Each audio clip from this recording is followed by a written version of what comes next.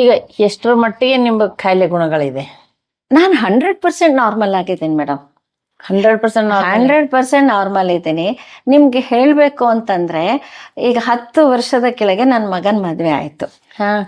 ನಮ್ಮಲ್ಲಿ ಡ್ಯಾನ್ಸ್, ಮದುವೆಗಳಲ್ಲಿ ಡ್ಯಾನ್ಸ್ ಎಲ್ಲ ಇಟ್ಕೊಂಡಿರ್ತಾರೆ. ಸೊ ನಾನು ಒಂದು ಸಂಕಲ್ಪ ಇಟ್ಕೊಂಡೆ, ನನ್ನ ಮಗನ ಮದುವೆಯಲ್ಲಿ ನಾನು ಡ್ಯಾನ್ಸ್ ಮಾಡಬೇಕು. ನಾನು ಚಿಕ್ಕವಳಿದ್ದಾಗಿಂದ ನನಗೆ ಹೆಲ್ತ್ ಪ್ರಾಬ್ಲಮ್ಮು, ಒಂದೇ ಒಂದು ಹೆಜ್ಜೆ ಹಾಕಿದವಳಲ್ಲ. ಸೊ ಮಗನ ಮದುವೆಲಿ ನಾನು ಡ್ಯಾನ್ಸ್ ಮಾಡಬೇಕು. ನಾನು ಪ್ರಾಕ್ಟೀಸ್ ಮಾಡಿದೆ. ಅಂದ್ರೆ ನೋಡಿ, ಸೊಂಟ ನೋವಿರೋರು ಕುಣಿತಾರೆ, ಡ್ಯಾನ್ಸ್ ಮಾಡ್ತಾರೆ ಅನ್ನೋದನ್ನ ನೀವು ಕಲ್ಪನೆ ಮಾಡ್ತೀರಾ? ಸಾಧ್ಯನೇ ಇಲ್ಲ. ಸೊ ಅವಾಗ ಪ್ರಾರಂಭ ಮಾಡಿರೋದು. ಈಗಲೂ ಕೂಡ, ನೆನ್ನೆ ಕೂಡ ನನ್ನ ತಂಗಿ ಮನೇಲಿ ಒಂದು ಶ್ರೀಮಂತ ಕಾರ್ಯದಲ್ಲಿ ಅಲ್ಲೂ ಕೂಡ ಒಂದು 3 ನಿಮಿಷ ಡ್ಯಾನ್ಸ್ ಇತ್ತು, ಅದನ್ನು ಕೂಡ ನಾನು ಮಾಡಿದೆ. ಅಂದ್ರೆ ಒಂದು ಆತ್ಮವಿಶ್ವಾಸ ನಮ್ಮಲ್ಲಿ ಹೆಚ್ಚಾಗ್ತಾ ಹೋಗುತ್ತೆ. ಎಷ್ಟು ಸಾಧನೆ ಮಾಡ್ತೀವೋ ಆತ್ಮವಿಶ್ವಾಸ ಹೆಚ್ಚಾಗುತ್ತೆ. ಹೊಸದನ್ನ ಮಾಡೋದಕ್ಕೆ ಒಂದು ಉತ್ಸಾಹ. ಮಾಡೋಲ್ಲ, ಬೇರೆಯವ್ರು ಮಾಡ್ತಾ ಇದ್ರೆ ನಮ್ಗೆ ಯಾಕೆ ಆಗಲ್ಲ? ಸೊ ಎಲ್ಲಾನು ನಾನು ಮಾಡಬಲ್ಲೆ ಅನ್ನೋ ಒಂದು ಆತ್ಮವಿಶ್ವಾಸ ಧ್ಯಾನದಿಂದ ನಮ್ಮಲ್ಲಿ ಬರುತ್ತೆ. ಸೊ ಧ್ಯಾನದಿಂದ ಇನ್ನೂ ಒಂದು ನಮ್ಗೆ ಸಹಾಯ ಏನಾಗುತ್ತಂದ್ರೆ, ಆತ್ಮ ಅಂತ ನಾವು ಹೇಳ್ತೀವಿ, ಆದ್ರೆ ಧ್ಯಾನಕ್ಕೆ ಬರೋಕ್ಕಿಂತ ಮುಂಚೆ ಅದ್ರ ಬಗ್ಗೆ ಏನು ಹೆಚ್ಚು ಮಾತಾಡೋದಿಲ್ಲ. ಸೊ ಯಾವಾಗ ನಮ್ಮ ಆತ್ಮಕ್ಕೆ ಏನ್ ಬೇಕೋ ಅದನ್ನ ನಾವು ಕೊಡದೇ ಇದ್ದಾಗ ನಾವು ಏನ್ ಮಾಡಿದ್ರು ನಮಗೆ ತೃಪ್ತಿ ಇರೋದಿಲ್ಲ. ಬೇಕಾದಷ್ಟು ದುಡ್ಡಿರುತ್ತೆ, ಬೇಕಾದಷ್ಟು ಒಡವೆ ಹಾಕೋತೀವಿ, ಬೇಕಾದಷ್ಟು ಎಲ್ಲಾ ಕಡೆ ತಿರುಗಿ ಬರ್ತೀವಿ. ಅದು ಒಂದು ದಿನ ಬಂದ್ಮೇಲೆ ಏನೋ ಕೊರತೆ. ಯಾಕೆ ಅಂತ ನಮಗ್ ಗೊತ್ತಿಲ್ಲ. ಸೊ ಯಾವಾಗ ನಾವು ಧ್ಯಾನ ಮಾಡಕ್ ಪ್ರಾರಂಭ ಮಾಡ್ತೀವೋ ನಮ್ಮ ಆತ್ಮಕ್ಕೆ ಬೇಕಾಗಿರೋದೇ ಧ್ಯಾನ. ನಮ್ಮ ಶರೀರಕ್ಕೆ ಯಾವ ರೀತಿ ಆಹಾರನೋ ನಮ್ಮ ಆತ್ಮಕ್ಕೆ ಧ್ಯಾನನೇ ಆಹಾರ. ಸೊ ಯಾವಾಗ ಅದ್ರಿಗೆ ಹಸಿವು ಕಡಿಮೆ ಆಯ್ತು, ಒಳಗಡೆಯಿಂದ ಸಂತೋಷ. ನೀವು ಎಲ್ಲಿ ಹೋಗದೆ ಇದ್ರು ಸಂತೋಷ, ಏನ್ ಮಾಡದೇ ಇದ್ರು ಒಳಗಡೆಯಿಂದ ಒಂದು ತೃಪ್ತಿ, ಸಂತೋಷವನ್ನ ನಾವು ಅನುಭವಿಸ್ತೀವಿ ಧ್ಯಾನದಲ್ಲಿ. ಅದಕ್ಕೆ ನೋಡಿ, ಎಲ್ಲಾ ಗುರುಗಳು ಏನ್ ಹೇಳ್ತಾರೆ, ಖುಷಿಯನ್ನ ಹುಡುಕೊಂಡು ಎಲ್ಲಾ ಕಡೆ ಹೋಗ್ಬೇಡಿ, ಅದು ನಿನ್ನಲ್ಲೇ ಇದೆ, ಆ ಸಂತೋಷ ನಿನ್ನಲ್ಲೇ ಇದೆ. ಅದು ನಮಗೆ ಯಾವಾಗ ಅರ್ಥ ಆಗುತ್ತೆ, ಯಾವಾಗ ನಾವು ಧ್ಯಾನ ಸಾಧನೆ ಮಾಡ್ತೀವಿ, ಅಂದ್ರೆ ಒಳಗಡೆ ಪ್ರಯಾಣ ಮಾಡ್ತೀವಿ. ಈಗ ನಮಗೆ ಈ 3 ಇದೆ, ಶರೀರ, ಮನಸ್ಸು, ಆತ್ಮ. ಹೌದಾ? ಸೊ ಯಾವಾಗ ಮನಸ್ಸನ್ನ ನಾವು ಕ್ಲೋಸ್ ಮಾಡ್ಬಿಟ್ವಿ, ಆಲೋಚನೆಗಳನ್ನ ನಿಲ್ಸಿ ಶರೀರವನ್ನ ಕಟ್ಟಿ ಹಾಕಿದ್ವಿ ಧ್ಯಾನಕ್ಕೆ ಕುತ್ಕೊಂಡು, ಅವಾಗ ನಾವು ಯಾರ ಜೊತೆ ಇರ್ತೀವಿ? ಆತ್ಮದ ಜೊತೆ ಇರ್ತೀವಿ. ಸೊ ಆದ್ರಿಂದ ಧ್ಯಾನ ಸಾಧನೆಯಲ್ಲಿ ನಾವು ವಿಶ್ವಶಕ್ತಿ, ನಮ್ಮ ಆತ್ಮ ಎರಡೂ ಒಂದಾದಾಗ ನಮ್ಮ ಆತ್ಮಕ್ಕೆ ಬೇಕಾಗಿರೋ ಶಕ್ತಿಯನ್ನ ಅದು ಕೊಡ್ತಾ ಹೋಗುತ್ತೆ. ನಿಮ್ಮ ಧ್ಯಾನದ ಇದರಲ್ಲಿ ನಿಮ್ಮ ಗುರುಗಳ ಬಗ್ಗೆ ಏನ್ ಹೇಳ್ತೀರಿ? ಓಕೆ ಮೇಡಮ್, ನಮ್ಮ ಈ ಒಂದು ಆನಾಪಾನಸತಿ ಧ್ಯಾನಕ್ಕೆ ಮುಖ್ಯ ಗುರುಗಳು ಅಂತಂದ್ರೆ ಬ್ರಹ್ಮರ್ಷಿ ಪಿತಾಮಹ ಪತ್ರಿಜಿ ಅವರು. ಇವರು ಮೂಲತಃ ಆಂಧ್ರದವರು, ನಿಜಾಮಾಬಾದ್ ಸ್ಟೇಟ್ ಬೋಧನ್ ಗ್ರಾಮದಲ್ಲಿ ಜನಿಸಿದವರು. ಇವರ ಸ್ನೇಹಿತರಿಂದ ಇವರು ಧ್ಯಾನ ಕಲ್ತ್ಕೊಂಡ್ರು. ಸೊ ಸತತವಾಗಿ 3 ವರ್ಷಗಳ ಕಾಲ ಧ್ಯಾನ ಸಾಧನೆಯನ್ನ ಮಾಡಿದ್ರು, ಜ್ಞಾನೋದಯವನ್ನ ಪಡ್ಕೊಂಡ್ರು. ಸೊ ಈ ಆನಾಪಾನಸತಿ ಧ್ಯಾನ ನಮ್ಮ ಗುರುಗಳೇ ಕಂಡು ಹಿಡಿದದ್ದಲ್ಲ. 2500 ವರ್ಷಗಳ ಹಿಂದೆ ಬುದ್ಧ ಭಗವಾನರು ಅವರು ಸತ್ಯವನ್ನ ಹುಡ್ಕೊಂಡು ಹೋದ್ರು. ಅವರಲ್ಲಿ ಅನೇಕ ಪ್ರಶ್ನೆಗಳಿದ್ವು. ಸೊ ಅವ್ರು ಎಷ್ಟೊಂದು ಗುರುಗಳ ಹತ್ರ ಹೋಗಿದ್ರು, ಎಲ್ಲೂ ಅವರಿಗೆ ಸಮಾಧಾನವಾದ ಉತ್ತರ ಸಿಗ್ಲಿಲ್ಲ. ಸೊ ಒಂದು ಬೋಧಿ ವೃಕ್ಷದ ಕೆಳಗಡೆ ಕುತ್ಕೊಂಡು ಅವರ ಉಸಿರನ್ನ ಅವ್ರು ಗಮನಿಸ್ತಾ ಕುತ್ಕೊಂಡಾಗ ಅವರಿಗೆ ಜ್ಞಾನೋದಯ ಆಯ್ತು. ಅವಾಗಿನಿಂದ ಅವರು ಈ ಆನಾಪಾನಸತಿ ಧ್ಯಾನವನ್ನು, ಅಂದ್ರೆ ಇದು ಪಾಳಿ ಭಾಷೆಯಲ್ಲಿ ಇರೋದೇ ಆನಾಪಾನಸತಿ, ಅವ್ರು ಪ್ರಚಾರ ಮಾಡಿದ್ರು. 2500 ವರ್ಷಗಳ ನಂತರ ನಮ್ಮ ಗುರುಗಳು ಅದನ್ನ ಬೆಳಕಿಗೆ ತಗೊಂಡ್ ಬಂದ್ರು. ಸೊ ಅವರು 3 ವರ್ಷಗಳ ಕಾಲ ಸತತವಾಗಿ ಧ್ಯಾನ ಸಾಧನೆ ಮಾಡಿ ಅದರಲ್ಲಿ ಜ್ಞಾನೋದಯವನ್ನ ಪಡ್ಕೊಂಡ್ರು. ಅವರಿಗೆ ಅರ್ಥ ಆಯ್ತು, ಪ್ರತಿ ಒಬ್ರು ಈ ಧ್ಯಾನ ಸಾಧನೆಯನ್ನ ಮಾಡ್ಬೇಕು, ಪ್ರತಿ ಒಬ್ರು ಸಸ್ಯಾಹಾರಿಗಳಾಗ್ಬೇಕು, ಪ್ರತಿ ಒಬ್ರು ಧ್ಯಾನಕ್ಕೆ ಪಿರಮಿಡ್ ಶಕ್ತಿಯನ್ನ ಬಳಸ್ಕೋಬೇಕು ಅಂತ ಗುರುಗಳು ಅರ್ಥ ಮಾಡ್ಕೊಂಡ್ರು. ಆದ್ರೆ ಅದನ್ನ ಹೇಳೋದಕ್ಕೆ ಅಂತ ಹೊರಟಾಗ ಯಾರು ಸಿಗ್ಲಿಲ್ಲ ಅವ್ರಿಗೆ. ಅವರು ಕರ್ನೂಲಲ್ಲಿ ಇರ್ತಾ ಇದ್ರು, ಕೆಲಸ ಮಾಡ್ತಾ ಇದ್ರು. ಅವರು ಗುಂತಕಲ್ಲಲ್ಲಿ ಒಬ್ರು ಧ್ಯಾನಿ ಸಿಕ್ಕರು ಅವರಿಗೆ. ಪ್ರತಿದಿನ 100 ಕಿಲೋಮೀಟರ್ ಪ್ರಯಾಣ ಮಾಡಿ ಅವರು ಧ್ಯಾನ ಹೇಳ್ಕೊಟ್ಟು ಬರ್ತಾ ಇದ್ರು. ಪ್ರತಿದಿನ ಹೋಗ್ತಾ ಇದ್ರು. ಅದೇ ರೀತಿ ಅವರು ಹಳ್ಳಿಗೆ ಹೋಗಿ ಧ್ಯಾನ ಪ್ರಚಾರ ಮಾಡಿದ್ರು.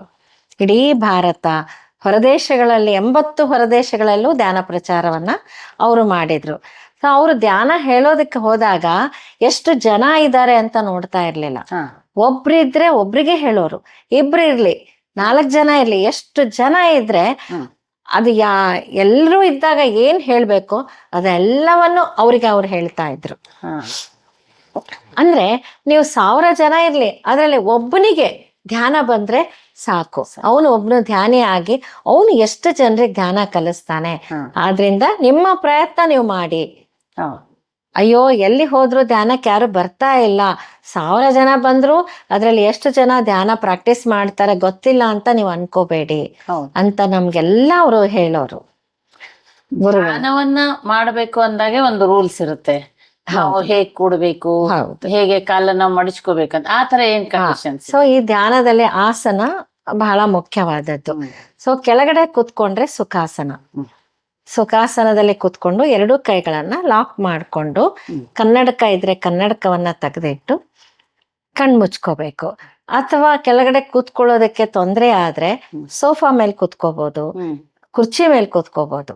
ಕೂತ್ಕೊಂಡು ಅದೇ ರೀತಿ ಕೈಗಳನ್ನ ಲಾಕ್ ಮಾಡ್ಕೊಂಡು ಕಾಲುಗಳನ್ನ ಕ್ರಾಸ್ ಮಾಡಿ ಕೂತ್ಕೋಬೇಕು. ಸೊ ಕಾಲ್ಗಳನ್ನ ಯಾಕೆ ಈ ರೀತಿ ಲಾಕ್ ಮಾಡಿ ಕುತ್ಕೋಬೇಕು ಅಂತಂದ್ರೆ, ನಾವು ಧ್ಯಾನ ಕೂತ್ಕೊಂಡಾಗ ಕಣ್ ಮುಚ್ಕೊಳ್ತೀವಿ, 2 ಕೈಗಳನ್ನ ಲಾಕ್ ಮಾಡಿದ್ವಿ, ಕಾಲುಗಳನ್ನ ಲಾಕ್ ಮಾಡಿದ್ವಿ. ಸೊ ನಮಗೆ ಧ್ಯಾನದಲ್ಲಿ ಬರುವ ಆ ವಿಶ್ವಶಕ್ತಿ ಯಾವ ಕಡೆಯಿಂದನೂ ಹೊರಗಡೆ ಹೋಗ್ಬಾರ್ದು. ಆ ಒಂದು ಕಾರಣಕ್ಕೋಸ್ಕರ ಎಲ್ಲವನ್ನ ಲಾಕ್ ಮಾಡಿ ನಾವು ಕೂತ್ಕೋಬೇಕು. ಕೂತ್ಕೊಂಡ ನಂತರ ನಿಧಾನವಾಗಿ ಕಣ್ ಮುಚ್ಕೋಬೇಕು. ಯಾವುದೇ ಮಂತ್ರ ಇಲ್ಲ, ಯಾವ ದೇವರು ಯಾವ ಗುರುಗಳ ಸ್ಮರಣೆ ಇಲ್ಲ. ಸೊ ನಾವು ಕಣ್ಣು ಮುಚ್ಚಿದ ತಕ್ಷಣ ನಮ್ಗೆ 100 ಆಲೋಚನೆಗಳು ಬರುತ್ತೆ. ಅವುಗಳ ಹಿಂದೆ ಹೋಗದೆ, ಅಂದ್ರೆ ಈಗ ಒಂದು ಅಡಿಗೆ ಮನೆ ಆಲೋಚನೆ ಬಂತು ಅಂತ ಇಟ್ಕೊಳ್ಳಿ. ಸೊ ಆಮೇಲೆ ಅಡಿಗೆ ಮನೆ ಕ್ಲೀನ್ ಇದೆಯೋ ಇಲ್ಲೋ, ರಾತ್ರಿ ಏನ್ ಅಡಿಗೆ ಮಾಡ್ಬೇಕು, ಈ ತರ ನಾವು ಒಂದ್ರ ಹಿಂದೆ ಹೋಗ್ತಾ ಇರ್ತೀವಿ. ಅದಕ್ಕೆ ಒಂದು ಆಲೋಚನೆ ಬಂದ ತಕ್ಷಣ ಅದನ್ನ ಅಲ್ಲೇ ಕಟ್ ಮಾಡಿ ಮತ್ತೆ ನಮ್ಮ ಗಮನವನ್ನ ನಮ್ಮ ಉಸಿರಿನ ಕಡೆ ತಗೊಂಡ್ ಬರ್ಬೇಕು. ಸಹಜವಾದ ಉಸಿರಾಟ. ನಾವು ಹುಟ್ಟಿದಾಗಿನಿಂದ ಉಸಿರಾಡ್ತಾ ಇದೀವಿ, ಆದ್ರೆ ನಾವು ಒಂದು ದಿನನೂ ನಮ್ಮ ಉಸಿರಾಟವನ್ನ ಗಮನಿಸೋದಿಲ್ಲ. ಉಸಿರಾಟವನ್ನ ಗಮನಿಸಿದಾಗ ಮನಸ್ಸಿನಲ್ಲಿ ಆಲೋಚನೆಗಳು ನಿಧಾನವಾಗಿ ಕಡಿಮೆ ಆಗ್ತಾ ಬರುತ್ತೆ. ಕೆಲವು ಸೆಕೆಂಡ್ಗಳು ಪೂರ್ತಿ ಖಾಲಿ ಆಗತ್ತೆ ಮನಸ್ಸು. ಆಗ ಆ ವಿಶ್ವದಲ್ಲಿರೋ ವಿಶ್ವಶಕ್ತಿ ನಮ್ಮ ಸಹಸ್ರಾರದಿಂದ ನಮ್ಮ ದೇಹದೊಳಗೆ ಪ್ರವೇಶ ಮಾಡುತ್ತೆ. ಧ್ಯಾನ ಸಾಧನೆಯನ್ನ ಪ್ರತಿಯೊಬ್ಬರು ಅವರ ವಯಸ್ಸಿನಷ್ಟು ನಿಮಿಷಗಳಷ್ಟು ಮಾಡ್ಬೇಕು. ಆದ್ರೆ ಈಗ 50 ವಯಸ್ಸಿಗೆ 60 ವಯಸ್ಸಿಗೆ ಧ್ಯಾನ ಮಾರ್ಗಕ್ಕೆ ಬರ್ತಾ ಇದಾರೆ ಅನ್ಕೊಳ್ಳಿ, ಅಷ್ಟೊತ್ತು ಒಂದೇ ಸಲ ಕೂತ್ಕೊಳ್ಳೋದಕ್ಕೆ ಸಾಧ್ಯ ಇಲ್ಲ. ಆದ್ರಿಂದ 20 ನಿಮಿಷದಿಂದ ಪ್ರಾರಂಭ ಮಾಡ್ಬೇಕು. ಸೊ 20 ನಿಮಿಷಗಳು ಯಾವ್ದಾದ್ರೂ ಒಂದು ವಾದ್ಯಗಳ ಸಂಗೀತವನ್ನ ಹಾಕೊಂಡು ಧ್ಯಾನಕ್ಕೆ ಕುತ್ಕೋಬೇಕು. ಪ್ರತಿದಿನ 20 ನಿಮಿಷ. ಹಾಗೆ 4 ದಿನ ಆದ್ಮೇಲೆ ಹೆಚ್ಚು ಮಾಡ್ಬೇಕು. ಹೆಚ್ಚು ಮಾಡ್ತಾ ಅವರ ವಯಸ್ಸು ಎಷ್ಟಿದೆಯೋ ಅಷ್ಟು ನಿಮಿಷಗಳ ಕಾಲ, ಅದು ಆರೋಗ್ಯವಂತರಾಗಿದ್ದಾಗ. ನೀವ್ ಹೇಳಿದ್ರಿ ಎಷ್ಟು ವಯಸ್ಸಿರುತ್ತೋ ಅಷ್ಟು ನಿಮಿಷವರೆಗೆ ಮಾಡ್ಬೇಕು. ಅದು ಕೆಲವರು ವಯಸ್ಸಾದ್ಮೇಲೆ ಧ್ಯಾನಕ್ಕೆ ಅಂತ ಹೇಳಿ ಬಂದಿರ್ತಾರೆ. ಸೊ ಈಗ ನೀವ್ ಹೇಳೋಗೆ ಕಾಲ್ ಮಡಿಸ್ಕೊಂಡು ಹಿಂಗ್ ಕೂಡ್ಬೇಕಂದ್ರೆ ಅವ್ರಿಗೆ ಆಗೋದಿಲ್ಲ. ಹೇಗ್ ಬೇಕಾಗಿ ಆರಾಮಾಗಿ ಕೂತ್ಕೊಂಡು ಧ್ಯಾನವನ್ನ ಮಾಡ್ಬೋದಾ? ಆಯ್ತು. ಕಾಲ್ ನಂಗ್ ಈ ತರ ಕ್ರಾಸ್ ಬೆನ್ನಿಗೆ ಆಶ್ರಯ ತಗೋಬಹುದು, ಕೂತ್ಕೊಂಡು. ಹಾಗೆ ನೀವು ಹಾಸಿಗೆ ಮೇಲೆನು ಕಾಲ್ ಚಾಚ್ಕೊಂಡು ಈ ತರ ಮಾಡ್ಕೊಂಡು ಕುತ್ಕೋಬಹುದು. ಓಕೆ. ಬೆನ್ನು ಹಿಂದೆ ಆಶ್ರಯ ತಗೊಂಡು ಹಾಸಿಗೆ ಮೇಲೆ ಕುತ್ಕೊಂಡು.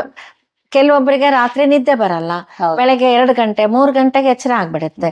ಹೋಗಿ ಕೈಕಾಲ್ ಮುಖ ತೊಳ್ಕೊಂಡು ಬಂದು ಕುತ್ಕೊಂಡು ಧ್ಯಾನ ಮಾಡ್ಬೋದು. ಮತ್ತೆ ನಿದ್ದೆ ಬಂತು ಅಂದ್ರೆ ಮಲಗ್ ಬಿಡ್ಬೋದು. ಓಕೆ. ಧ್ಯಾನ ತಕ್ಷಣ ಈಗ ಸ್ನಾನ ಮಾಡಿ ಪೂಜೆ ಮಾಡ್ಕೊಂಡು ಕೂಡ್ಬೇಕಂತೆಲ್ಲ ಏನು ಇಲ್ಲ. ಸ್ನಾನ ಮಾಡ್ಲೇಬೇಕು ಅಂತ ಏನಿಲ್ಲ. ಯಾಕೆ ಅಂದ್ರೆ ಧ್ಯಾನ ಆಗ್ತಾ ಇರೋದು ಮನ್ಸಲ್ಲಿ, ನಮ್ಮ ಆತ್ಮದ ಜೊತೆ. ನಮ್ಗೆ ಸ್ನಾನ ಬೇಕಾಗಿರೋದು ನಮ್ಮ ಶರೀರಕ್ಕೆ. ಆದ್ರಿಂದ ಇದು ಕಂಪಲ್ಸರಿ ಅಂತ ಏನಿಲ್ಲ, ಅವ್ರವ್ರ ಅನುಕೂಲ. ಅವ್ರವ್ರಿಗೆ ಇಲ್ಲಪ್ಪ ನಾನು ಸ್ನಾನ ಮಾಡಿದ್ರೆ ನನಗೆ ಸರಿ ಅನ್ಸುತ್ತೆ ಅಂದ್ರೆ ಸ್ನಾನ ಮಾಡ್ಬೋದು, ಇಲ್ಲಪ್ಪ ನಾನು ಎದ್ದ ತಕ್ಷಣ ರೂಮಲ್ಲೇ ಮಾಡ್ಕೊಳ್ತೀನಿ ಅಂದ್ರೆ ಆ ಥರನೂ ಅವ್ರು ಧ್ಯಾನ ಮಾಡ್ಬೋದು. ಅಂದ್ರೆ ಧ್ಯಾನ ಮಾಡೋದಕ್ಕೆ ಯಾವುದೇ ರಿಸ್ಟ್ರಿಕ್ಷನ್ಸ್ ಇಲ್ಲ, ಯಾವುದೂ ಇಲ್ಲ, ಧ್ಯಾನ ಮಾಡ್ಬೇಕನ್ನೋದೊಂದೇ ಮುಖ್ಯ ಇಲ್ಲಿ. ಮುಖ್ಯ. ಆಮೇಲೆ ಊಟ ಮಾಡಿದ ತಕ್ಷಣ ಧ್ಯಾನ ಕೂತ್ಕೊಂಡ್ರೆ ನಿದ್ದೆ ಬರುತ್ತೆ. ಆದ್ರಿಂದ ಊಟ ಮಾಡಿ 1 ಗಂಟೆ 1.5 ಗಂಟೆ ಒಂದು ಗ್ಯಾಪ್ ಕೊಟ್ಟು ಧ್ಯಾನ ಮಾಡ್ಬೋದು. ಧ್ಯಾನವನ್ನ ಯಾವುದೇ ಸಮಯದಲ್ಲಿ ಮಾಡ್ಬೋದು, ಯಾವುದೇ ಸ್ಥಳದಲ್ಲೂ ಮಾಡ್ಬೋದು. ಆದ್ರೆ ನಮಗೆ ಧ್ಯಾನ ಅಭ್ಯಾಸ ಆಗೋವರೆಗೂ ಒಂದೇ ಸಮಯದಲ್ಲಿ ಮಾಡಿದಾಗ ನಮ್ಗೆ ಆಸನ ಸಿದ್ಧಿ ಆಗತ್ತೆ. ಬೆಳಗ್ಗೆ ಒಂದು 6 ಗಂಟೆಗೆ ಕೂತ್ಕೊಂಡು ಧ್ಯಾನ ಮಾಡ್ತಾ ಇದ್ವಿ, ನಾಳೆ ಮಧ್ಯಾಹ್ನ ಕೂತ್ಕೊಂಡ್ವಿ, ಇಲ್ಲಪ್ಪ ತುಂಬಾ ಯೋಚನೆಗಳು ಬರ್ತಾ ಇದೆ, ನಾಡ್ದ ಇನ್ನೊಂದು ಸಮಯಕ್ಕೆ ಕೂತ್ಕೊಂಡ್ವಿ, ಅದು ಆಗೋದು ಬೇಡ. ಆಮೇಲೆ ಏನನ್ಸುತ್ತೆ, ಇಲ್ಲ ಧ್ಯಾನ ನನಗಲ್ಲಪ್ಪ, ಬರೀ ಆಲೋಚನೆ ಬರುತ್ತೆ, ಬಿಟ್ಬಿಡೋಣ ಅಂತ. ಅದಕ್ಕೆ ಬೆಳಗಿನ ಹೊತ್ತು ಯಾವ ಸ್ಥಳದಲ್ಲಿ ಕೂತ್ಕೊಳ್ತಾ ಇರ್ತಾರೋ ಅದೇ ಸ್ಥಳದಲ್ಲಿ ಅದೇ ಸಮಯಕ್ಕೆ ಅವ್ರು ಅಭ್ಯಾಸ ಮಾಡ್ತಾ ಬಂದ್ರೆ, ಸೊ ಒಂದು 21 ದಿನ 41 ದಿನ ಬಿಡದೆ ಮಾಡ್ಬೇಕು. ಅವ್ರು ಬಿಡೋ ಹಾಗಿಲ್ಲ, ಪ್ರತಿದಿನ ಕಡ್ಡಾಯವಾಗಿ ಮಾಡ್ತಾ ಬಂದ್ರೆ ಅವ್ರಿಗೆ ಧ್ಯಾನದಲ್ಲಿ ಒಂದು ಆಲೋಚನೆಗಳು ಕಡಿಮೆ ಆಗತ್ತೆ. ಇನ್ನೊಂದು, ಮೊದಲನೇ ದಿನ ಅವರ ಸ್ವಭಾವ ಹೇಗಿತ್ತು, ಅವರ ಶರೀರದ ಒಂದು ಸ್ಥಿತಿ ಹೇಗಿತ್ತು, ಸ್ವಲ್ಪನಾದ್ರೂ ಬದಲಾವಣೆ ಆಗಿರುತ್ತೆ. ಆ ಬದಲಾವಣೆಯನ್ನ ಅವ್ರು ಗಮನಿಸಿ, ಓ ಧ್ಯಾನದಿಂದ ನನಗೆ ಸರಿಯಾಗಿದೆ, ಏನೋ ನನಗೆ ಗುಣ ಆಗ್ತಾ ಇದೆ ಅಂತ ತಿಳ್ಕೊಂಡು ಅವರು ಆ ಧ್ಯಾನ ಸಾಧನೆಯನ್ನ ಮುಂದುವರಿಸ್ತಾರೆ. ಮಿನಿಮಮ್ 21 ಡೇಸ್ ಮಾಡ್ಬೇಕು ಅವ್ರು. ಹೌದು, 21 ಡೇಸ್ ಮಾಡಿದಾಗ ಮಾತ್ರ ನಿಮ್ಮ ಆ ದೈಹಿಕವಾಗಿ ಮಾನಸಿಕವಾಗಿ ಏನ್ ಬದಲಾವಣೆ ಆಗುತ್ತೆ, ಸ್ವಲ್ಪನಾದ್ರೂ ಬದಲಾವಣೆ ಗೊತ್ತಾಗ್ತಾ ಹೋಗುತ್ತೆ ಅವ್ರಿಗೆ. ಮತ್ತೆ ಮುಂದೆ ಅದನ್ನ ಅದೇ ಮಾಡ್ತಾನೆ ಹೋಗ್ಬೇಕು, ಅವರು ಬಿಡೋ ಹಾಗಿಲ್ಲ. ಈ ಧ್ಯಾನದಿಂದ ಬಹಳಷ್ಟು ಕಾಯಿಲೆಗಳೆಲ್ಲ ಕಡಿಮೆ ಆಗತ್ತೆ ಅಂತ ಹೇಳಿದ್ರಿ ನೀವು. ಹೌದು, ಉದಾಹರಣೆಗಳಿದೆಯಾ? ಇದೆ ಮೇಡಮ್, ಬೇಕಾದಷ್ಟು ಉದಾಹರಣೆಗಳಿದೆ. ಸೊ ನಮ್ಮ ಗುರುಗಳ ಬಗ್ಗೆ ಹೇಳ್ತಾ ಇದ್ದೆ ನಾನು. ಗುರುಗಳು ಎಲ್ಲಾ ಸಂಸ್ಥೆಗಳ ಹೋಗಿ ಬಂದ್ರು. ಅವರು ಓಶೋ ಸಂಸ್ಥೆಗೆ ಹೋದ್ರು. ಓಶೋ ಸಂಸ್ಥೆಯಲ್ಲಿ ಈ 3ನೇ ಕಣ್ಣಿನ ಅನುಭವ ಇಲ್ಲ ಅಂತ ಹೇಳಿದ್ರು. ಆಮೇಲೆ ಥಿಯೋಸಾಫಿಕಲ್ ಸೊಸೈಟಿಗೆ ಹೋದ್ರು. ಅಲ್ಲಿ ಧ್ಯಾನ ಹೆಚ್ಚು ಇಲ್ಲ, ಬರೀ ಜ್ಞಾನ ಇದೆ. ಅದಕ್ಕೋಸ್ಕರ ಅವ್ರು ಎಷ್ಟೋ ಸಂಸ್ಥೆಗಳಿಗೆ ಹೋಗಿ ತಮ್ಮದೇ ಆದ ಒಂದು PSSM pyramid spiritual societies movement ಅನ್ನೋ ಸಂಸ್ಥೆಯನ್ನ ಅವರು ಪ್ರಾರಂಭ ಮಾಡಿದ್ರು. ಅಲ್ಲಿ ಧ್ಯಾನನೂ ಇದೆ, ಜ್ಞಾನನೂ ಇದೆ. ಅಂದ್ರೆ ಧ್ಯಾನ ಆರೋಗ್ಯವಂತರು ಅವರ ವಯಸ್ಸೆಷ್ಟಿದೆಯೋ ಅಷ್ಟು ನಿಮಿಷ. ಆದ್ರೆ ಆರೋಗ್ಯ ಸಮಸ್ಯೆಗಳು, ಮಾನಸಿಕ ಸಮಸ್ಯೆಗಳು ಇದ್ದಾಗ ಹೆಚ್ಚು ಹೆಚ್ಚು ಧ್ಯಾನ ಸಾಧನೆ ಮಾಡ್ಬೇಕು. ಹೆಚ್ಚು ಧ್ಯಾನ ಸಾಧನೆಯನ್ನ ಮಾಡ್ತಾ ಮಾಡ್ತಾ ಇದ್ದಾಗ ಅನೇಕ ಅನುಭವಗಳಾಗತ್ತೆ ಧ್ಯಾನಿಗಳಿಗೆ. ಅವರ ಈ 3ನೇ ಕಣ್ಣಿನ ಅನುಭವ ಅಂದ್ರೆ ಆ ಒಂದು 3ನೇ ಕಣ್ಣಿನಲ್ಲಿ ಏನೇನು ದೃಶ್ಯಗಳು ಕಾಣಿಸೋದು, ಮಹಾತ್ಮರು ಕಾಣಿಸೋದು, ದೇವರನ್ನ ನೋಡೋದು, ಆ ಅನುಭವಗಳು ಆಗತ್ತೆ. ಆಮೇಲೆ ಸೂಕ್ಷ್ಮ ಶರೀರ ಬಿಡುಗಡೆ ಆಗತ್ತೆ, ಅಶರೀರ ವಾಣಿ ಕೇಳಿಸುತ್ತೆ.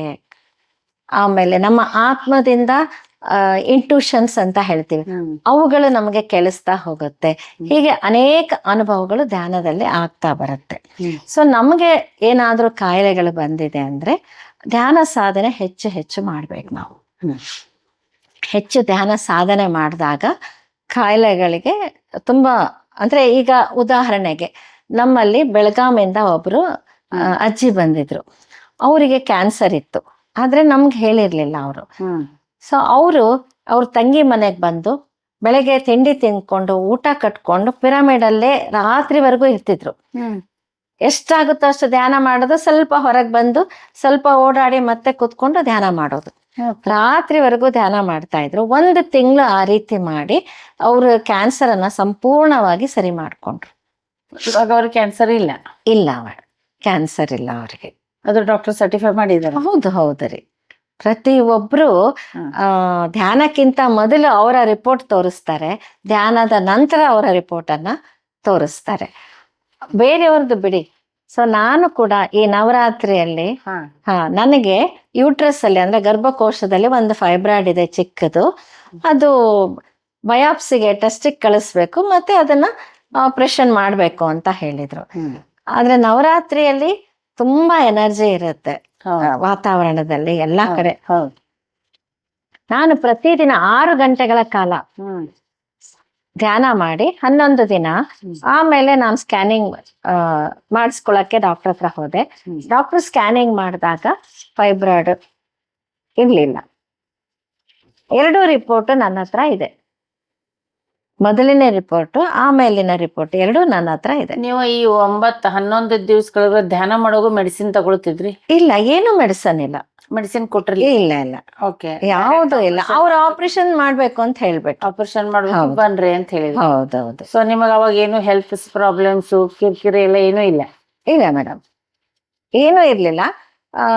ಜಸ್ಟ್ ನನ್ಗೆ 1 ದಿನ ಸ್ವಲ್ಪ ಬ್ಲೀಡಿಂಗ್ ಆಗಿತ್ತು, ಅಷ್ಟಕ್ಕೆ ನಾನು ತೋರ್ಸ್ಕೊಳಕ್ ಹೋದೆ. ಅವ್ರು ಹಿಂಗಿದೆ ಅಂತ ಹೇಳಿದ್ರು. ಆಮೇಲೆ ಏನೂ ತೊಂದ್ರೆ ಆಗಿಲ್ಲ. ಸೊ ನಿಮ್ಗೆ ಅದೆಲ್ಲ ಕ್ಲಿಯರ್ ಆಗಿದೆ, ಎಲ್ಲ ಕ್ಲಿಯರ್ ಆಯ್ತು ಅದು. ಮತ್ತೆ ನಾನ್ ಧ್ಯಾನ ಮಾರ್ಗಕ್ಕೆ ಬಂದಿದ್ದೆ ನನ್ನ ಒಂದು ಬ್ಯಾಕ್ ಪೇನ್ ಸಲುವಾಗಿ. ಅದಂತೂ 100% ನಾರ್ಮಲ್ ಆಗ್ಬಿಡ್ತು. ಓಕೆ. ಸೊ ಹೀಗೆ ನಾನಲ್ಲ, ಯಾರು ಧ್ಯಾನ ಸಾಧನೆ ಮಾಡ್ತಾರೋ ಸತತವಾಗಿ ಒಂದು ನಂಬಿಕೆಯಿಂದ ಶ್ರದ್ಧೆಯಿಂದ ಯಾರು ಸಾಧನೆ ಮಾಡ್ತಾ ಇರ್ತಾರೋ ಪ್ರತಿ ಒಬ್ರಿಗೂ ಅವರ ಒಂದು ಯಾವ ಸಮಸ್ಯೆಯಿಂದ ಬಂದಿರ್ತಾರೋ ಅವ್ರಿಗೆ ಗುಣ ಆಗತ್ತೆ. ಇನ್ನೊಬ್ರು ಹಳ್ಳಿಯಿಂದ ಬರ್ತಾ ಇದ್ರು, ಅವರಿಗೆ ಮೊಣಕಾಲಿನ ಸಮಸ್ಯೆ ಇತ್ತು. ಡಾಕ್ಟರ್ ಹತ್ರ ಹೋದಾಗ ಅದೆಲ್ಲ ಸೌದಿದೆ, ಆಪರೇಷನ್ ಮಾಡ್ಬೇಕು ಅಂತ ಹೇಳಿದ್ರು ಮೊಣಕಾಲಿಗೆ.